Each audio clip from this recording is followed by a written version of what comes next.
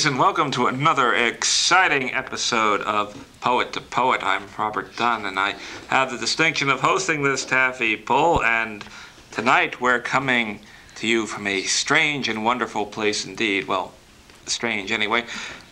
We're in the wilds of Queens Village, in a place called The Vault. That is the Queens Village Vault. Don't get it mixed up with those imitations you hear about in Manhattan and other places.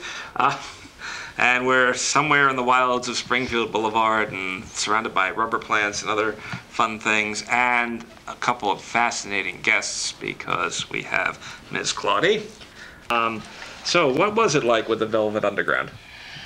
I hate to say it, but boring. What was the Velvet Underground? That was the band that Lou Reed came from. Ah. The original underground rock and roll band. And you were bored? Well, you know, when people are doing too many drugs, they get boring. They think they're fascinating. Ah, they're boring. I see. Yeah, the music was good. They have any bongos out there? It's too late. The band broke up, Bob. You can't join them. I'm sorry. There's only one thing to do. I'll start my own. But before we do, I think it's time for another poem.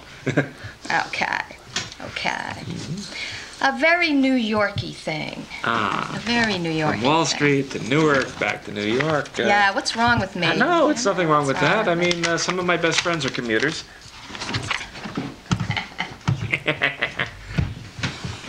It's called My Street. Why don't you take a walk down my street, where they're always hissing your name? See what it means to feel you can't stand the nightmare. It's just too insane. You're so cool in your ignorance, 'cause you never felt the heat. Don't tell me take a different attitude. Maybe you better take a walk down my street. The cracks in the sidewalk jump like fire under your feet. It's hard to breathe in this part of town. Can't stand your ground for the heat, and you're telling us to cool down. Well, maybe you don't know what it feels like from here. Maybe you never saw the black holes, the fire, the fear. Yeah, your blindness is so cold and deep. Why don't you take a walk down my street? Why don't you take a walk down my street, where they're always hissing your name? See what it means to feel you can't stand the nightmare. It's just too insane.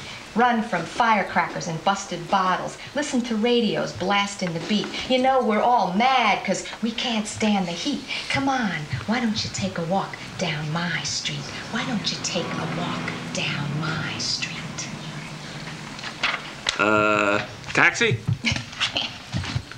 You can never get a cab when you need one. Yeah, it's always the way. It is tragic. Now, especially when the bullets are flying, you know. Ah, yes. Now, on top of everything else, you have this chapbook called Vision Mixer. Yeah. And it has this... My first one. Yes, it has this mitten or whatever it is on the cover.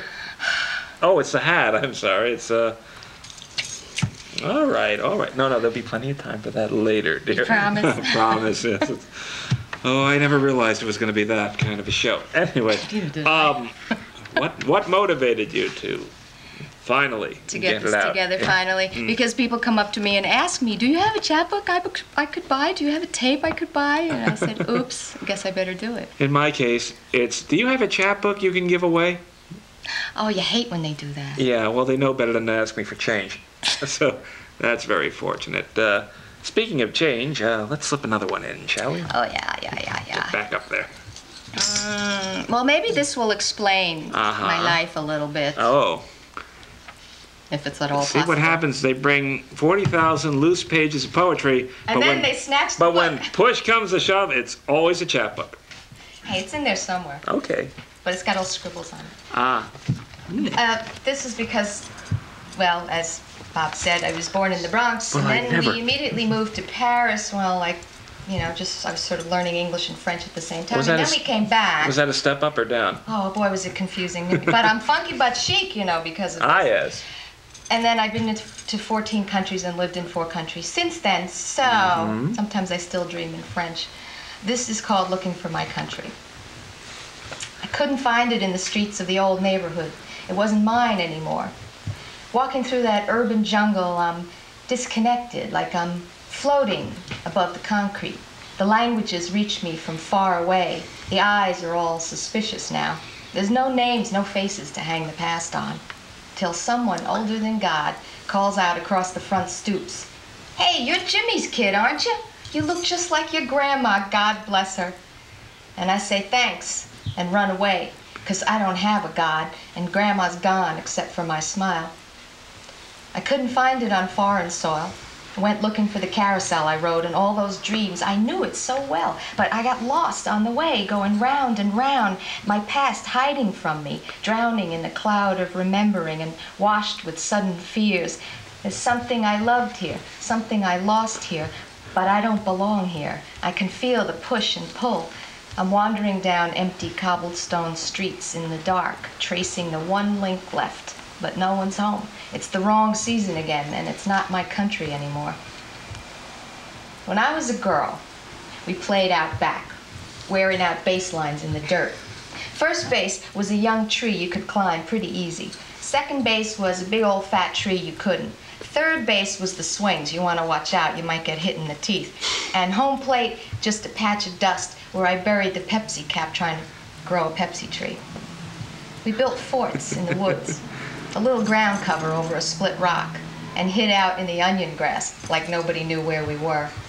It was a long time before the highway came through, and as far as you could get on a bike wasn't far enough for me. There was something hidden beyond those dead-end streets camouflaged by the cherry trees. It must have been me. I went looking for my country in more places than you can imagine. I found the tenement where Grandpa fell from the roof trying to jump across, and a clothesline saved his life, and the fireman came, and he got beat by his grateful ma anyway. But the windows just stared back blank. No one would remember if I screamed out all the names, all the lives that used to breathe here.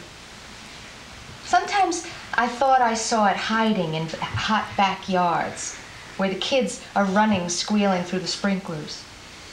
Or strung across the backs of buildings where the laundry flaps like flags. Or in the dusty junkyards crammed with rust and glitter that grow along the railroad tracks. Been looking for my country in the secret corners of my lives, searching for something familiar like it was packed up in the attic.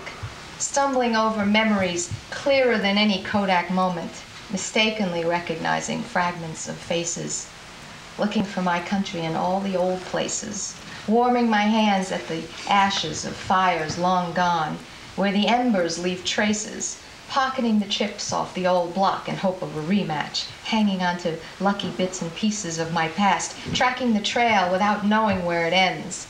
Looking for my country, don't know what language to speak. Listening to whispers floating up from my street of dreams, remembering magnolias growing in the ghetto, wishing I could go back through the mirror, looking for my country inside me. Miss Clawdy, I cannot restrain myself any further. Why, you gonna steal my hat now? No, I'm not going to steal your hat. I have enough of my own at home, but I am going to serenade you with problems of my own. Let me hear it. 75 an hour, that's Yeah. what I get. But we are on free TV, you know. It is public access. In any event, I see the staff is begging for this. All right, very, very good indeed. I've had problems too, you know. Go ahead. I've cleaned the Augean stables, retrieved the golden fleece. I've dismantled the evil empire while talking torts with Edwin Meese. The impossible is easy, but one task is impossible cubed. It's trying to get my toothpaste back in the toothpaste tube. They got fluoride and calcite and baking soda brands. They got varieties designed to scrub aphids off my houseplants. The stuff comes in every color to match every conceivable mood, but they do not make a toothpaste you can get back in the tube.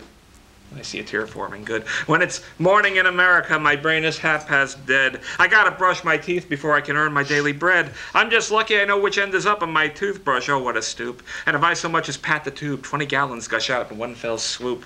They got fluoride and pyrite and opaque creams and gels. There's one brand Thomas Jefferson used to buff the Liberty Bell, but they all smell like an oil slick and I feel like a boob, standing there in my underwear shoving toothpaste back in the tube. I can balance the federal budget, turn sausages back into pigs, coax 40 miles a gallon out of tractor-trailer rigs. I can even teach music theory to clowns like in 2 Live Crew. But the one thing I can't manage is shoving toothpaste back in the tube. Sure, they got fluoride and cyanide and stuff that builds up gums. There's a brand they claim will make CEOs out of drugged-out squeegee bums. But it's all the bunk, like the places selling 10-minute oil and lubes. And I'd rather let my teeth fall out than stuff the toothpaste back in the tube. I know. Poetry is a hard life.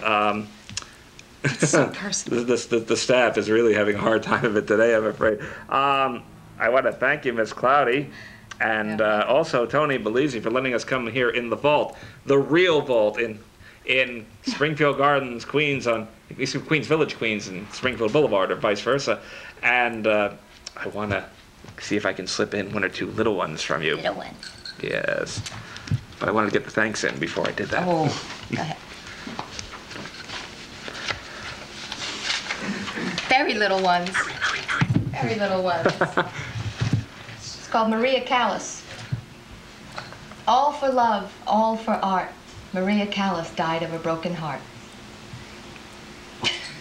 I think the staff is going through something similar. Keep going. That's a little commercial. It's called Minutes of the Heart.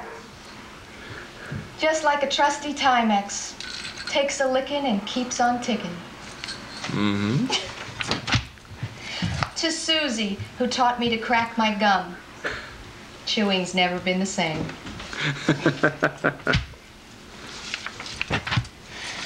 I do have one little love poem. It would have to be very little. Short, like 15 seconds. That'll do. It won't do. It won't do. We gotta go. We gotta do.